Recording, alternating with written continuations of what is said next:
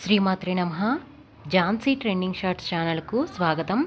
మీరు గనక మన ఛానల్ని మొదటిసారి చూస్తున్నట్లయితే ప్లీజ్ సబ్స్క్రైబ్ చేసుకోండి. మరిన్ని డివోషనల్ స్టోరీస్ కోసం మన ఛానల్ని అందరికీ షేర్ చేయడం మర్చిపోవద్దు. ఈ వీడియో గనక మీకు నచ్చినట్లయితే ప్లీజ్ ఒక లైక్ అయితే ఇవ్వండి. కృష్ణ పరమాత్మ మళ్ళీ ఆ బృందావనాన్ని చేరుకుంటారు. చేరుకున్న తర్వాత కంసుడు చాలా ఆందోళనలో ఉన్నాడు. కృష్ణుడు ఎక్కడ పెరుగుతున్నాడని.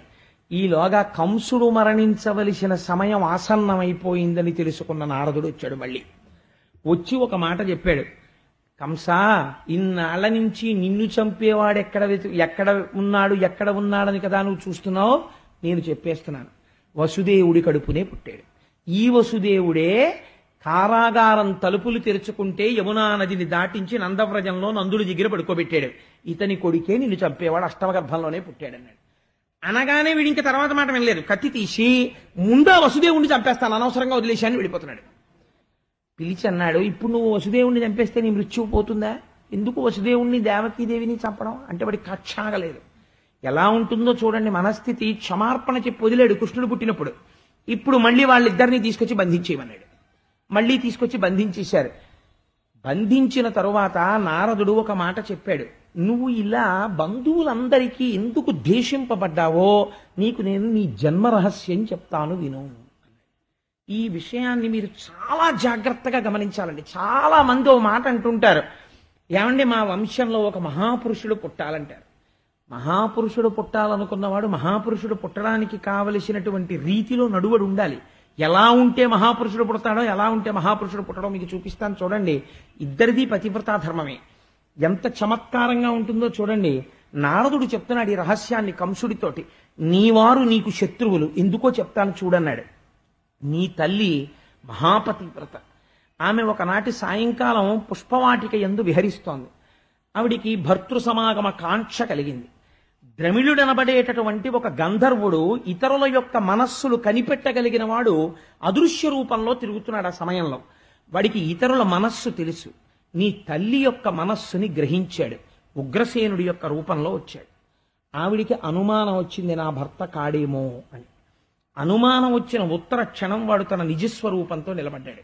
నిలబడితే ఆవిడ ఆగ్రహించింది. వాడన్నాడు, ఇది అలోమ సంపర్కము. ఎందుచేత అంటే ఈ అనులోమ విధానంలో నేను గంధర్వుణ్ణి, నువ్వు మనుష్యకాంతవి. గంధర్వులు మనుష్యకాంతలతో సుఖం అనుభవించవచ్చు. దానివల్ల ఉత్తేజము, చాలా తేజస్సు కలిగినటువంటి కుమారుడు జన్మిస్తాడు. నీకు నేను ఒక గొప్ప వరం ఇస్తున్నాను. ఎటువంటి గొప్పవాడంటే, ఎంత పరాక్రమవంతుడంటే, ఎంత బుద్ధి కలిగిన వాడంటే అంటున్నాడు. ఆవిడంది, పరమ దుర్మార్గుడా, నా మనస్సులో భర్తృ సమాగమ కాంక్ష తెలుసుకుని నా భర్త రూపంలో వచ్చి నా పాతివ్రత్యం చెడలేదని నాకు కొడుకునిస్తావా? నువ్వు ఎన్ని మాటలు చెప్పినా 1000 మంది సుపుత్రులు కలిగిన కన్నా స్త్రీకి శీలమే గొప్ప. నీవు ఇటువంటి దుర్మార్గమైన పని చేశావు కనుక అని అంటోంది ఆవిడ. వాడికి భయం వేసింది. నన్ను శపిస్తుందేమో అని వాడు గజగజలాడుతూ నిలబడ్డాడు. నీ వలన నాకు కొడుకు పుట్టబోతున్నటువంటి కొడుకు దుర్మార్గుడుగుగాక, ఋషులను ఉద్దేశించుగాక, పరమ కిరాతకుడుగుగాక, 10 కాలముల పాటు రాక్షసుడిగా చెప్పుకునేదరుగాక అంది. వీడిప్పుడు నేను కూడా శపిస్తేనే ఆవిడ సంతోషపడుతుందని తన వారి చేత తాను ద్వేషింపబడుగాక అని వాడి. అందుకని నువ్వు నీ వారి చేత నువ్వు ద్వేషింపబడతావు. నీ అమ్మ నువ్వు పుట్టగానే వరమిస్తుంటే శపించింది.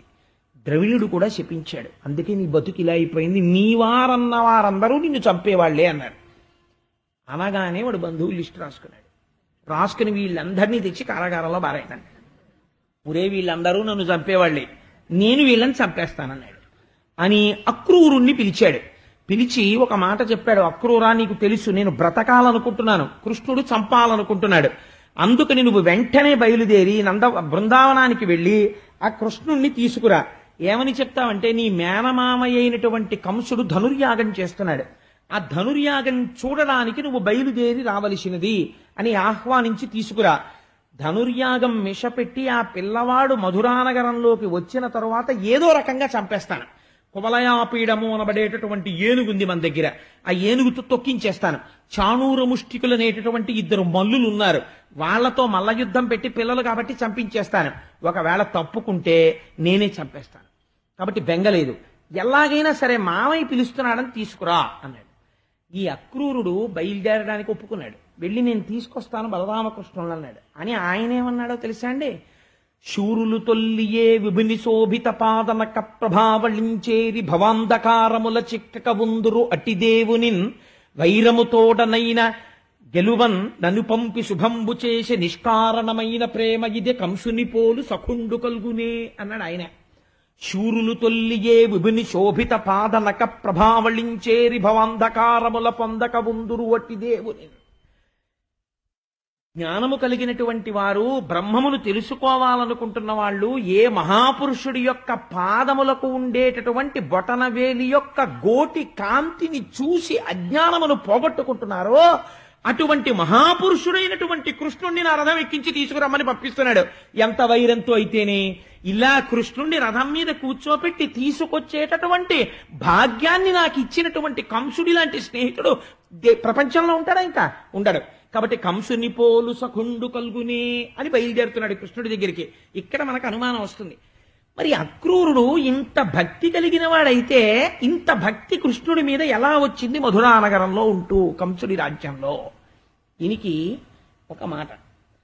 ఈ అక్రూరుడి యొక్క తల్లిదండ్రుల పేర్లు చాలా గమ్మత్తుగా ఉంటాయి. శ్వఫల్కుడు, గాంధిని వాళ్ళ పేర్లు. గాంధినికి తండ్రి గారు ఉండేవారు. ఆ తండ్రి గారికి ఒక కోరిక, తన పిల్లల కడుపున ఒక మహాపురుషుడు జన్మించాలని. ఆయన ఒక వ్రతం పూనాడు. ఏం వ్రతమో తెలుసా అండి? 365 రోజులు ప్రతిరోజు నేను ఒక ఆవుని దానం చేస్తాను అని 365 రోజులు మాతామహుడు దానం చేశాడు. ఆడపిల్ల తండ్రి ప్రతిరోజు ఒక ఆవు చొప్పున సంవత్సరం పాటు దానం చేశాడు. దానం చేస్తే ఆ దానం చేసినటువంటి ఫలితము చేత ఆయన కుమార్తె అయిన గాంధినికి అక్రూరుడు జన్మించాడు. ఈ అక్రూరుడు జన్మతః కృష్ణ భక్తి విశేషముగా కలిగినటువంటి వాడు. ఎక్కడ నుంచి వచ్చింది ఈ భక్తి అంటే, ముందు తరం కాక ఆ ముందు తరం వాళ్ళు చేసినటువంటి గోదాన ఫలితంలోంచి ఇటువంటి మహాపురుషుడు పుట్టాడు. నీ వంశము. అందుకే ఒక మాట చెప్తారు, 3 తరాల వరకు శరీరం వదిలిపెట్టిన తర్వాత పితృలోకంలో అట్టే పెడతారు. ఓన్లీ నీకొక్క ఛాన్స్ ఇస్తాం.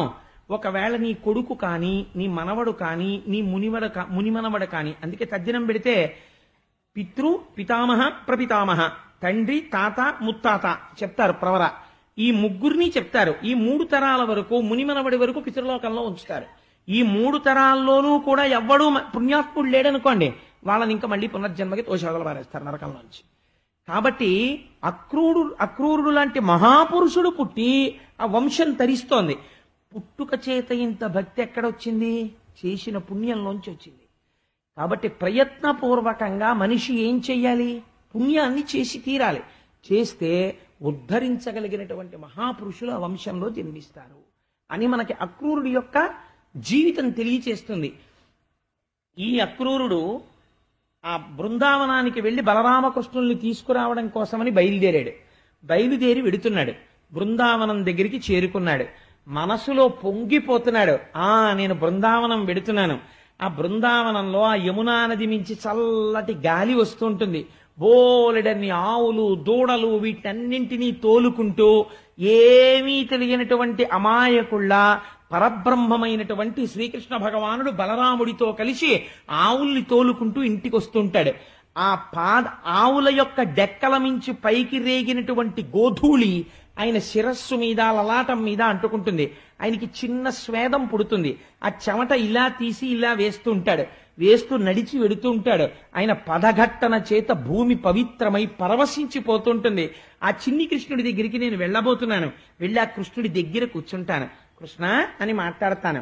ఆయన వంక అంగాంగముల యందు నేను చూస్తాను. ఆయనకి సాధు పురుషులంటే ఇష్టం. అక్రూరా బాగున్నావా అన్న భుజం మీద చెయ్యి వేస్తాడు. అన్నం తిను అంటాడు. నన్ను కూర్చోపెడతాడు. అయితే నన్ను రమ్మంటావా మధురా, నేను వస్తానంటాడు. నేను సారథ్యం చేస్తాను. నా వెనకాతల కూర్చుంటాడు. లోకాలన్నిటినీ నడిపేవాడు నా వెనకనుంటాడు. నేను బండి నడుపుతాను. ఏమి నా అదృష్టం అని పొంగిపోతూ రథం తోలుకుంటూ వెళ్ళిపోతున్నాడు. అందుకే నమస్కారానికి అక్రూరుణ్ణి చెప్తారు. వందనం అన్నదానికి అక్రూరుడు భక్తి. ఇలా వెళ్ళిపోతూ వెళ్ళిపోతూ ఒక్కసారి కిందకి చూశాడు, భూమి మీదకి.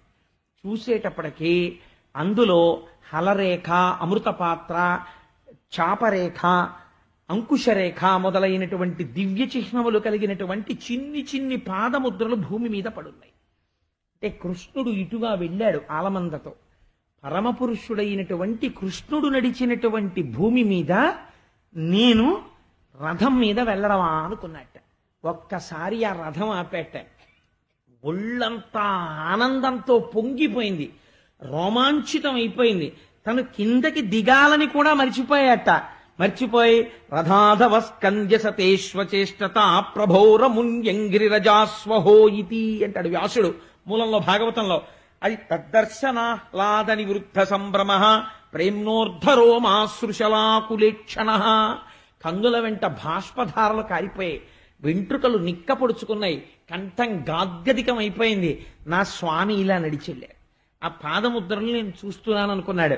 స్వర్ణ దండము కర్ర రథంలోంచి కింద పడిపోతే ఎలా పడిపోతుందో అలా కింద పడిపోయి ఓహోహో నా స్వామి నడిచిన చోట నేను కింద పడ్డాననుకున్నాడు. దొల్లేశాడు. ప్రభోరమున్యంగ్రిరజాస్వహో ఇతి. ఆ ధూళంతా ఒంటి మీద పోసేసుకుని పొంగిపోతూ బృందావనంలో నందుడుండేటటువంటి ఇంటి దగ్గరికి వెళ్ళాడు. ఆవుల మందల్లో ఏ ఆవు పొదుగు దగ్గర కూర్చుని ఆ శ్రీకృష్ణ పరబ్రహ్మము అంతటా వ్యాప్తి చెందిన నారాయణ తత్వము బృందావనంలో నందుడి ఇంట్లో ఒక ఆవు దగ్గర పాలు పితుకుతోంది కూర్చుని. రాశీభూతమైన పరబ్రహ్మాన్ని మాంసనేత్రాలతో చూస్తున్నాను, నా జన్మధన్యమైపోయింది అన్నాడు. వెళ్లి కృష్ణుడికి బలరాముడికి నమస్కరించాడు. నా జన్మధన్యమైంది, జన్మెత్తినందుకు మీ ఇద్దరిని చూశానన్నాడు. బలరాముడు అక్రూరుణ్ణి గబగబా తీసుకెళ్లి, అన్నగారు కాబట్టి మర్యాద చూపించాడు, తీసుకెళ్లి కూర్చోపెట్టాడు ఉచితాసనం మీద. కాళ్ళు కడిగాడు, చల్లుకున్నాడు, అర్ఘ్యం ఇచ్చాడు, పాద్యం ఇచ్చాడు, మంచి భోజనం పెట్టాడు, మధుపర్కం ఇచ్చాడు, ఒక గోవుని దానం చేశాడు. దానం చేసి తాంబూలం ఇచ్చాడు, పక్కన కూర్చున్నాడు. బలరామకృష్ణులు ఇద్దరూ కూర్చున్నారు. భక్తికి ఈశ్వరుడు ఎంత వశుడవుతాడో చూడండి. అయి అక్రూరా, మధురలో అందరూ కుశలమా అని అడగబుద్ధి వెయ్యట్లేదు. ఎందుకనంటే ప్రభువు ధూర్తుడైన చోట క్షేమం ఎక్కడుంటుంది? కంసుడు పరిపాలిస్తుండగా మధురలో క్షేమంగా ఎలా ఉంటారు? మా తల్లిదండ్రులైనటువంటి దేవకీ వసుదేవుల్ని మళ్లీ ఖైదు చేశాడు. మా అమ్మ దేవకీదేవిని చంపబోయాడు. ధూర్తతనంతో ప్రవర్తిస్తున్నాడు. నువ్వు మహానుభావుడివి, నీ పుట్టుకకి హేతు అయినటువంటి 100 గోవుల దానము చేత పుట్టినటువంటి 365 గోవుల దానము వలన పుట్టినవాడివి. మహానుభావ అక్రూరా, ఏ పని మీద మీరు ఇంత కష్టపడి ఇంత దూరం వచ్చారు నాకు చెప్పవలసింది అన్నాడు. అక్రూరుడు అన్నాడు, మహానుభావ మీకు తెలియని విషయం కాదు, ధనుర్యాగము అనేటటువంటి మిషతో మల్ల యుద్ధాలని ఏర్పాటు చేశాడు కంసుడు. ఆ ధనుర్యాగం మిషతో మేనల్లుళ్ళు కాబట్టి మిమ్మల్ని ఆహ్వానిస్తున్నాడు. కానీ ఆంతరమునందు కోర్కె వేరు, మీ ఇద్దరిని చంపడం కోసమని పిలుస్తున్నాడు మధుర. దానికి నన్ను నియోగించాడు. మీ శక్తి సామర్థ్యములు నాకు తెలుసు, మీరు దీపముల వంటి వారు, మీ మీద పడిన మిడతలు కాలిపోతాయి, కాబట్టి ఈ రీతిగానైనా మిమ్మల్ని సేవించుకుందామని నేను వచ్చాను అన్నాడు. అంటే వెంటనే అక్కడ ఉన్న పెద్దల్ని పిలిచి కృష్ణ పరమాత్మ అన్నారు, మీ అందరూ కూడా పాలు వెన్న మొదలైనటువంటి భాండములను సిద్ధం చెయ్యండి. రేపటి రోజు ఉదయం నేను బలరాముడు కలిసి అక్రూరుడితో మధురా నగరానికి వెడుతున్నాం. వెళ్ళి కంసమామ అక్కడ మమ్మల్ని యాగానికి పిలిచాడు, ధనుర్యాగానికి వెడుతున్నాం అన్నారు. అనేసరికి ఈ వార్త గొప్ప మంది బృందావనంలో రాత్రంతా ఏడ్చిన వారు ఎవరో తెలుసా అండి? కృష్ణుణ్ణి చూడకపోతే ఒక నిమిషం జీవితం గడపలేనటువంటి వారు గోపకాంతలు. వారంతా అనుబంధం పెంచుకున్నారు. రేపటి రోజున కృష్ణుడు మధుర వెళ్ళిపోతున్నట్ట. ఇంకా మళ్ళీ మనకి కనపడతాడా? మనం వెర్రిగొల్ల పడుచులం. మనకేం తెలుసు? అక్కడంటే మధురానగరం, కంసుడు పరిపాలిస్తున్న రాజధాని. అక్కడ అంతంత అందమైన వాళ్ళు ఉంటారు, వాళ్లతో సుఖంగా సంతోషంగా గడుపుతాడు. ఇంకా వెనక్కి ఎందుకు వస్తాడు, మన్నెందుకు లాలిస్తాడు అని వాళ్ళందరి కోపం ఎవరి మీదకి వెళ్ళిందో తెలుసా అండి? అక్రూరుడి మీదకి వెళ్ళింది. వెళ్ళి అక్రూరండని పేరు పెట్టుకుని నేడస్మన్ మనోవల్లభుం చక్రిన్ మాకట బాపి కొంచు నరుగం చర్చించి ఏతించినాడు అక్రూరండట క్రూరుడు ఈతడు నిజం అక్రూరుడౌనేని నిర్వక్రత్వంబున కృష్ణు పెట్టి తన పోవంత్రో విచారింపడే అన్నారు వాళ్ళు. వీడెక్కడి నుంచి వచ్చాడు? వీడి పేరు అక్రూరుడా? కాదు, వాడి పేరు క్రూరుడు. కాబట్టే హాయిగా కృష్ణుడు పుట్టినప్పటి నుంచి లీలలు అనుభవిస్తూ కృష్ణుడితో ఆడుకుంటూ ఆ కృష్ణుడితో పాడుకుంటూ వెన్న దొంగిలిస్తుంటే ఆవుల వెనక దూడల వెనక బలరామకృష్ణులు వెడుతుంటే వాళ్ళతో గోపబాలురందరూ వెడుతుంటే ఎంతమంది రాక్షసులు వచ్చినా మనకేం కృష్ణుడున్నాడని మనం సంతోషంగా ఉంటే ఈ దుర్మార్గుడు వచ్చి కృష్ణుడిని మన దగ్గర నుంచి తీసుకెళ్లిపోతున్నాడు. వీడు క్రూరుడు తప్ప వీడు అక్రూరుడు కాడన్నాడు. ఈ కృష్ణుడి రథానికి అడ్డుపడ్డారు. దామోదర, గోవింద, కేశవ, నువ్వు వెళ్ళడానికి వీల్లేదు, మేము నిన్ను విడిచిపెట్టి ఉండలేము, ప్రాణములు లేనటువంటి శరీరముల్లా పడిపోతాను నువ్వు వెళ్ళిపోతే. పరమాత్మ మాట్లాడలేదు వాళ్ళతోటి. పక్కకి తొలగమనండి, నా ఆజ్ఞ, నేను మధురగా బయలుదేరుతున్నానన్నాడు. పక్కకి తొలిగారు. రథం వెళ్ళిపోతోంది. పాపం అసలు యశోదాదేవి దుఃఖమునకు అంతే లేదు.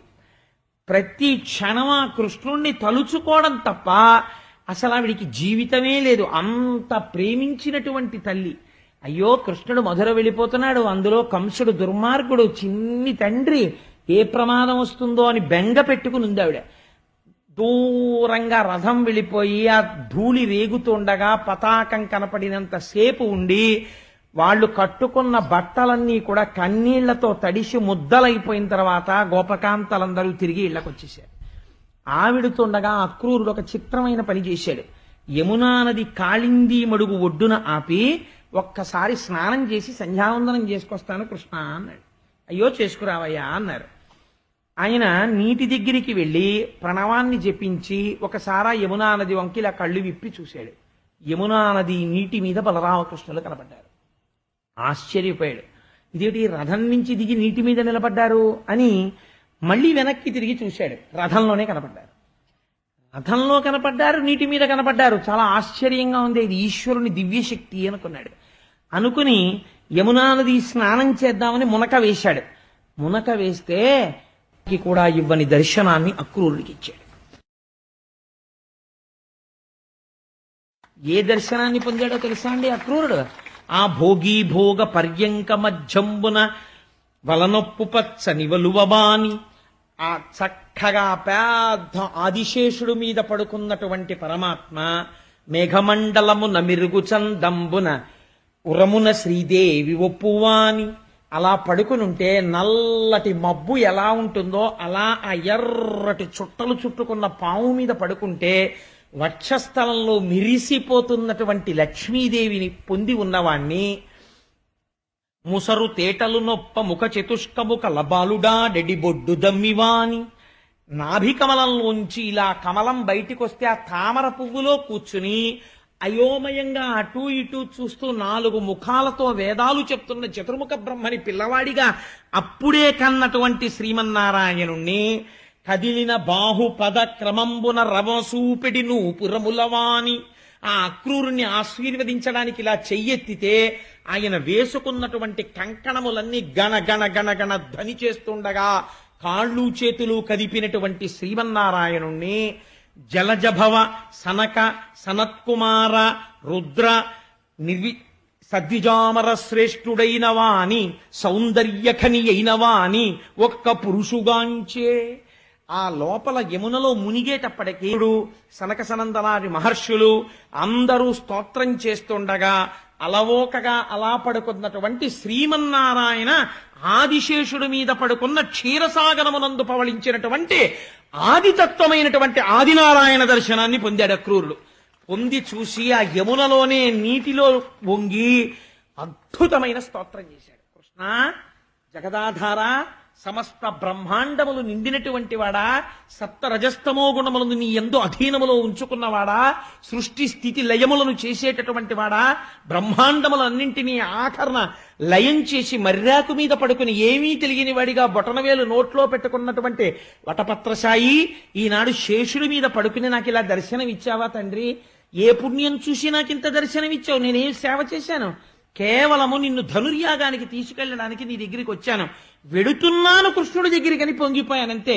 ఈ పొంగుకి నాకింత ఫలితమా, నాకింత దర్శనమా అని ఈశ్వర సౌలభ్యాన్ని స్తోత్రం చేశాడు. మనం ఒక దేవాలయానికి వెడితే ఎలా వెళ్లాలో చూపిస్తుంది.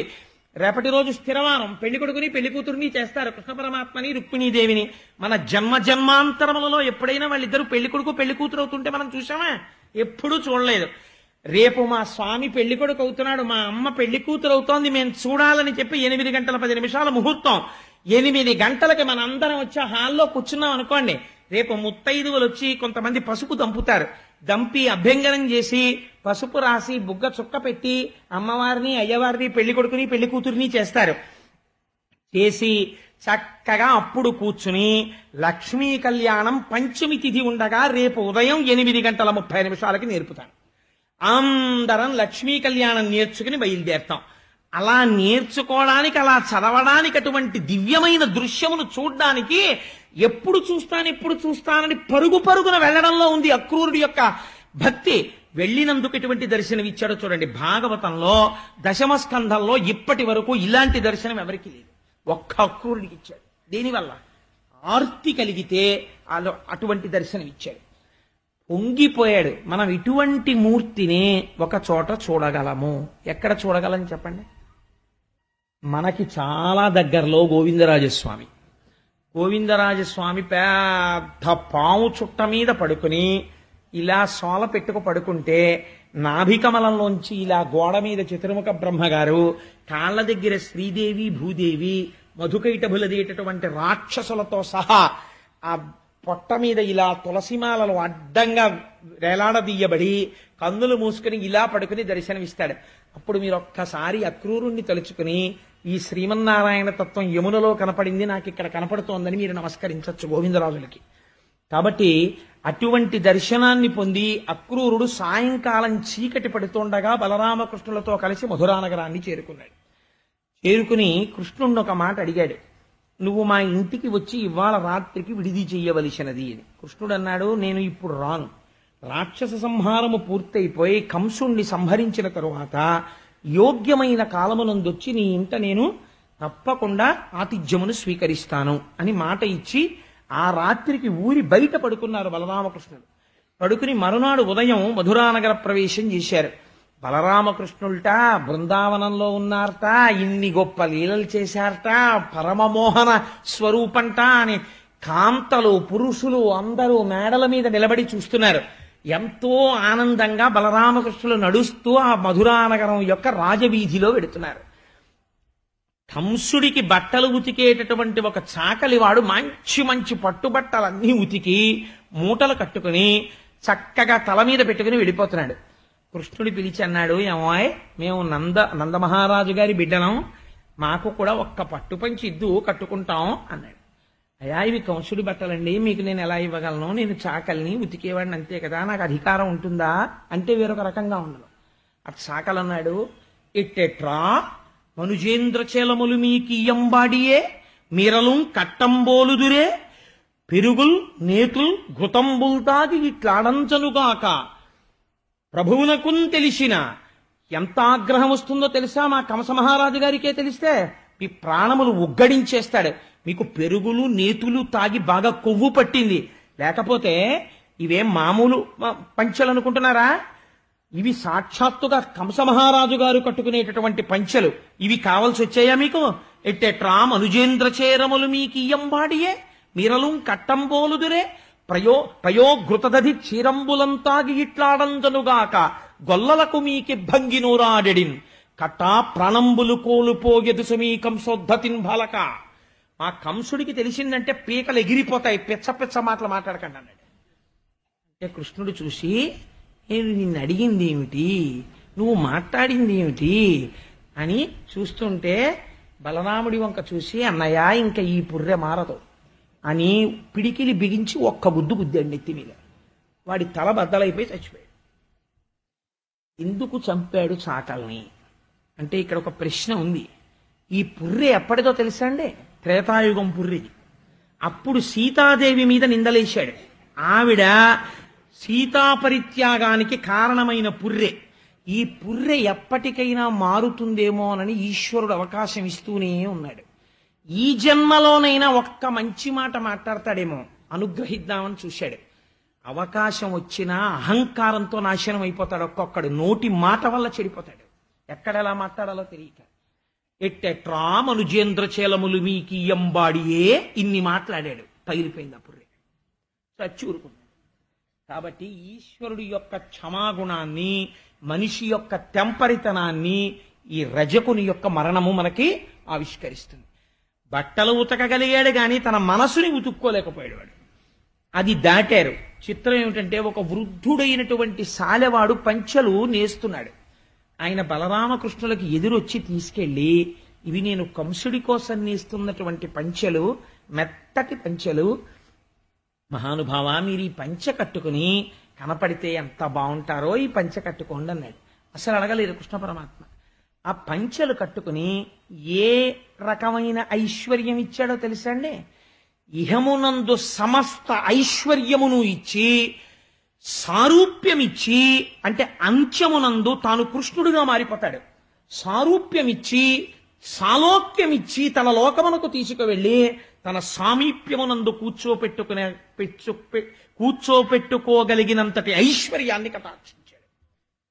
నీ అంత నీవు నాకున్నదని కాదు, నా స్వామి కళ్యాణం జరుగుతోంది అని పొంగిపోయి ఒక నూలు పోగు అక్కడ పెడితే దేశకాలముననుసరించి రుక్మిణీ కళ్యాణం భాగవతాంతర్గతంగా అస్తమానం రమ్మంటే వస్తుందా?